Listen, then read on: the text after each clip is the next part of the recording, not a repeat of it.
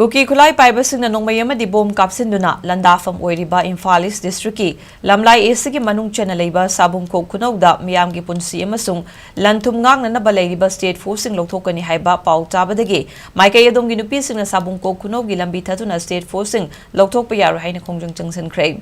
Kongjang adu da saru yakibi nupi amana phongdorakibada Kuki Kulai Paibasingna landarakpadagi Sabung Kok Kunaw Yangang Pokpi Thamna Pokpi amadi Sana Sabi Maikai gi miyamgi punsi amadi lanthum ngak senanaba Sabung Kok Kunaw da leiba State Policing Lokthoklagani haiba pauma sandoragliba siyaba ngamloi Ngarangso Yangang Pokpi uyog chingdagi Kuki Kulai Paibasingna numidangna nungmay kapsilaktuna aki akhang pirakhi Maramaduna mafam asidagi State Forcing Lokthokpa yaroi karigumba miyamgi apambagi mayokta thabak tawruklabadi akanba khongjang changsan gani haikhe